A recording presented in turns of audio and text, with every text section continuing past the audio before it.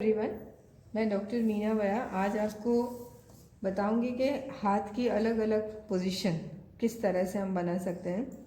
ये ड्राइंग्स हैं, आप देख रहे हैं, ये सब मैंने बनाई है आप लोगों के लिए। तो इसमें देखिए, यदि हाथ हम ऐसे सीधा रखते हैं तो किस तरह से उंगलियां जाती है और किस तरह से यदि जैसे ये वाली पोजीशन है, ये है ना, ये इस तरह से ये हाथ रखा हुआ है, इसको आप बनाएं और इसके अंदर वापस हम शेडिंग भी कर सकते हैं। अब ये केवल लाइन ड्राइंग से और कहीं थोड़ा सा डेप्थ वगैरह दी है, बाकी इस तरह से। अब यदि हाथ को हम ऐसे बंद करें तो उसको हम किस तरह से बना सकते हैं वो देखिए आप, ये इस तरह से।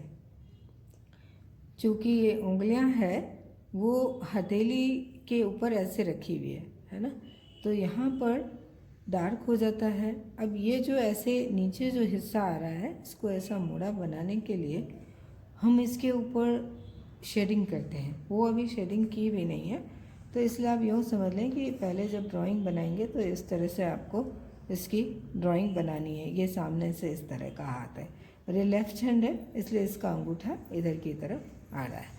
ये भी लेफ़्ट हैंड है तो इसका ये इस तरह से आ रहा है।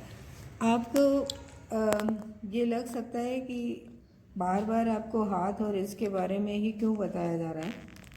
आपको ये पता होना चाहिए कि आपके सिलेबस में पूरे जो पेपर का नाम है, सेकेंड ईयर में जो आपका पेपर है, इसका नाम ही है स्टडी फ्रॉम लाइफ या लाइफ स्टडी, है ना।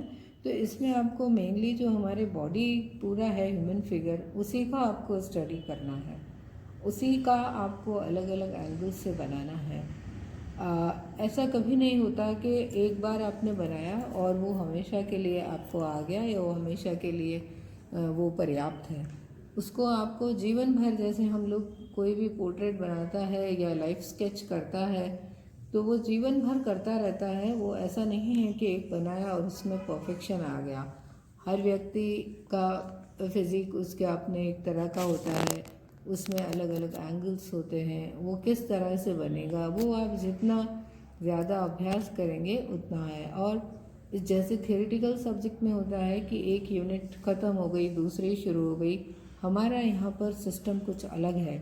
हमको यही चीज़ पूरे साल अभ्यास करनी होती है और धीरे धीरे इससे परफेक्शन आता है। और यदि आप आगे भी इस विषय को अपना करियर बनाना चाहते हैं तो आपको जीवन भर इसकी प्रैक्टिस तो करनी होती है। ये देखिए, 2 पोजीशन मैंने आपको बताई है। अब हम और देखते हैं। अब ये देखिए, आपके सामने ये हाथ है, ये एकदम से सीधा हाथ रखा हुआ है, ऐसे ना फ्लैट इस तरह से रखा हुआ है, ये देखिए।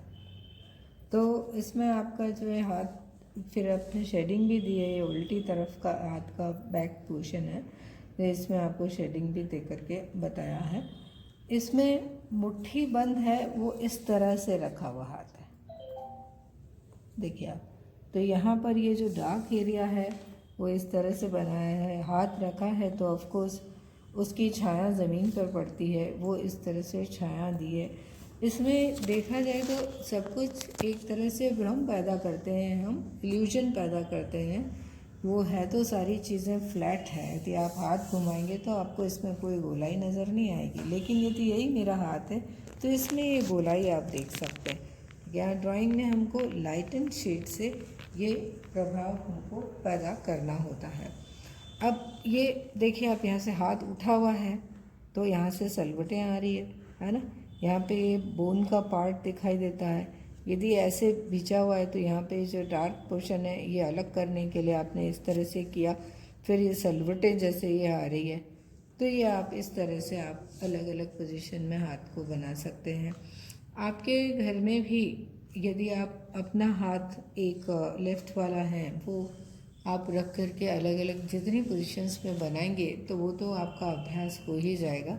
साथ ही मेरा आपको ये सजेशन है कि आपके घर में कुछ और जो मेंबर्स रहते हैं या कोई बुज़ुर्ग आ रहे हैं तो वो वैसे भी बैठे हुए होते हैं, तो आप एक उनको भी अपना समय दीजिए इस कोरोना के पीरियड में, उनको भी कंपनी दीजिए, साथ ही अपना काम भी कर लीजिए। जैसे वो बैठे होते हैं तो उनके पैर की ड्राइंग कर ली जैसे आपने, या उनके हाथ की ड्राइंग कर ली, तो दोनों चीज़ें हो जाएंगी कि वो आपकी दादी है, कोई भी आपकी आंटी है, कोई भी मम्मी डैडी कोई भी बैठे हों, पड़ोस में कोई है बुजुर्गवार जिनको बहुत ज़्यादा कुछ काम नहीं रहता है और उनको किसी की कंपनी की भी ज़रूरत होती है, तो ये आप इस तरह से कर सकते हैं। देखिए आपके आनंदम का भी एक जो हमने चला रखा है क्लास, उसका भी आपके मार्क्स मिलते हैं। तो जो फर्स्ट ईयर के बच्चे हैं उनके लिए तो बहुत ही अच्छी चीज़ है कि उन्होंने एक अच्छा काम भी किया, वो रजिस्टर में आप नोट भी कर सकते हैं, प्लस आप कुछ स्केचिंग वगैरह भी कर सकते हैं। अब हम आपको जैसे कि और तरह के आपको हाथ मेरे पास जो है जो बनाए हैं मैंने वो आपको बताती हूँ। अब ये देखिए, आप जो पीछे हमने हाथ की ड्राइंग आपको दिखाई थी उसमें कुछ पकड़ा हुआ नहीं था, वैसे ही हाथ की अलग अलग मुद्राएं हम कह सकते हैं वो थी। इसमें ये पकड़ा हुआ है डंडा इस हाथ के अंदर, तो आप देखिए कि इसके अंदर ये जो डंडा है ये इसके ऊपर हाथ है, यानी ये डंडा उस हाथ के बीच में पकड़ा हुआ है, तो वो डार्क हुआ और उसके ऊपर ये फिंगर्स और ये थंब आ रहा है, तो उसकी अपने लाइट में करके और इसको डार्क करके इसको भी अपनी जगह आपने बनाया है ठीक से, और इसको भी इसके ऊपर दिखाने के लिए, गोलाई लाने के लिए आपने इस तरह से बनाया है। तो इसमें भी आप देखिए कि आपको अलग अलग शेड्स मिलते हैं, ये डार्केस्ट एरिया है, ये उससे लाइट, और ये हमारे हाथ का जो ये फूला हुआ हिस्सा होता है वो इसलिए हमने वाइट नहीं छोड़ा है कि ये वाइट है, यहाँ लाइट पड़ती है, ये हिस्सा हमारे हथेलियों का उभरा हुआ हिस्सा है, तो ये हमने यहाँ पर लाइट छोड़ी है और इसको इस तरह से हमने बनाया है। तो अब आप आपके घर में जैसे कप्स हैं, कोई और भी कोई डब्बा है, कोई भी ऐसे ऑब्जेक्ट है, उसको भी पकड़ के और आप इसको इस तरह से बना सकते हैं। देखिए आप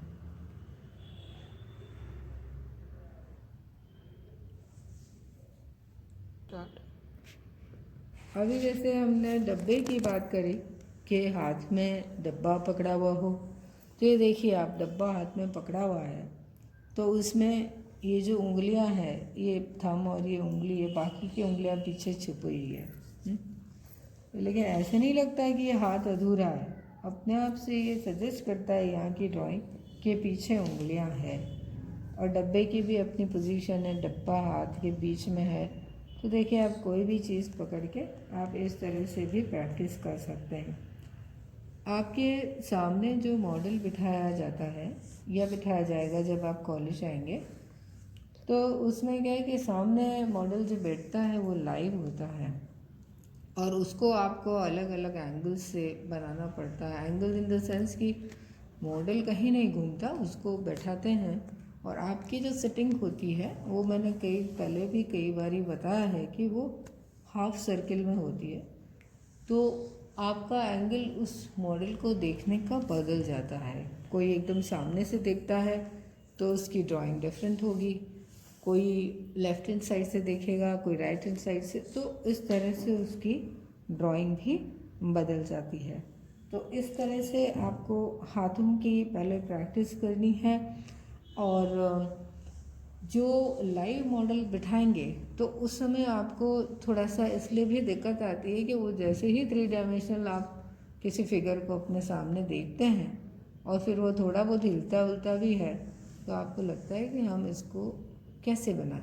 तो इसका सबसे सरल और सुंदर तरीका यही है कि पहले आप ये लेंस स्टडी करें, आपने शरीर के जो मेन हिस्से हैं जो आपको उस मॉडल में बनाने ही होंगे, पैर है, हाथ है, फेस है, धड़ है, इनका अलग अलग आप अभ्यास कर लें।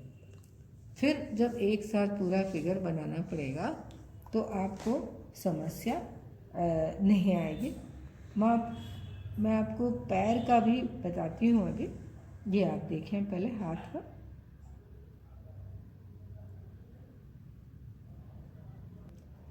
ये देखिए अभी तक आपको मैंने हाथ की ड्राइंग्स बताई थी।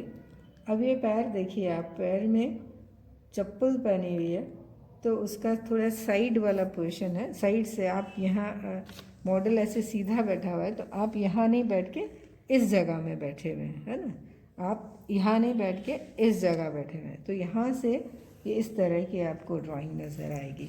यदि आप बिल्कुल सेंटर में बैठे हैं तो आपको तकरीब इस तरह का दिखाई देता है। तो जब आप पैर की भी ड्राइंग करेंगे तो आपको उसमें कई बार समझने में थोड़ी सी दिक्कत आ सकती है। तो बेस्ट तरीका यही है कि पैर तो आप अपने भी देख के बना सकते हैं। पैर ऐसे लंबा कर लीजिए और शीट लेकर के आप उसकी ड्राइंग शुरू कर सकते हैं। ड्राइंग बनाने के बाद उसमें आपको शेडिंग भी करनी है, कि जितना अच्छा आपका ड्राइंग सही होगी उतना ही आपका एक तो अपने आप प्रोपोर्शन में सारी चीज़ें होंगी, और फिर उसके ऊपर आप यदि इसकी अच्छे से शेडिंग कर देते हैं तो बहुत खूबसूरत सा लगता है और उसके नंबर भी आपको अच्छे मिलेंगे।